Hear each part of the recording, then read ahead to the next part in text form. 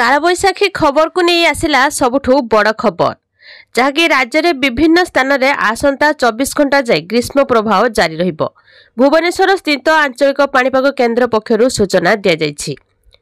तेबे कालबैशाखी प्रभाव में सबु जिले में प्रबल वर्षार संभावना। आसंतु देखिबा केउं सबु जिला को कालबैशाखीर संभावना। वीडियो को लास्ट पर्यंत देखंतु आपनको जिला भी थाई पारे। आ वीडियो को लाइक करंतु, चैनल को सब्सक्राइब करी पाखरे आस्तुवा घंटी चिन्ह को दबाई दियंतु। तेबे कटक, भद्रक, नयागढ़, मयूरभंज, कलाहांडी, मालकानगिरी, बौद्ध, नवरंगपुर, नुआपड़ा, कंधमाल एवं बलांगीर आदि 11टी जिला को एने सतर्कता जारी करा जायछि। सेहिपरि केन्दुझर, मयूरभंज, संबलपुर, सुवर्णपुर, सुंदरगढ़, कंधमाल, गजपति, नयागढ़, बालेश्वर, खोर्धा एवं पुरी जिले में गुळुगुळी जारी रहिबो बोली कहा जायछि। तेबे आसंता 2 दिन मध्य तापमात्रा 2 रु 3 डिग्री वृद्धि पाइबा नै भुवनेश्वर स्थित आंचलिक पाणीपाग केन्द्र अनुमान करिछि।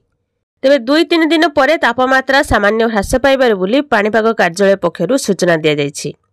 अन्यपटे कालबैशाखी प्रभाव में आसंता काली केन्दुझर, अनुगुल, ढेंकानाल, कटक एवं जाजपुर जिले में किछि स्थान में बिजुली घड़घड़ी सहित वर्षा हेबार संभावना रहिछि।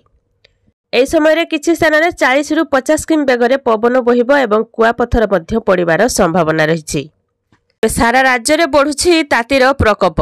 ग्रीष्म प्रभाव संगकु वर्तमान उपरमुहा होइछि पारद, फल तापमात्रा वृद्धि हेबारे लागिछि। तेबे पाणीपाग सूचना अनुसार झारसुगुड़ा, केन्दुझर, सुंदरगढ़, मयूरभंज, बालेश्वर, बरगढ़, संबलपुर, देवगढ़, केन्दुझर, मयूरभंज, बालेश्वर, भद्रक, जाजपुर, ढेंकानाल, अनुगुल और झारसुगुड़ा आदि जिले में स्वल्परू मध्यम धरणार सहित कालबैशाखी हेबार संभावना रहिछि।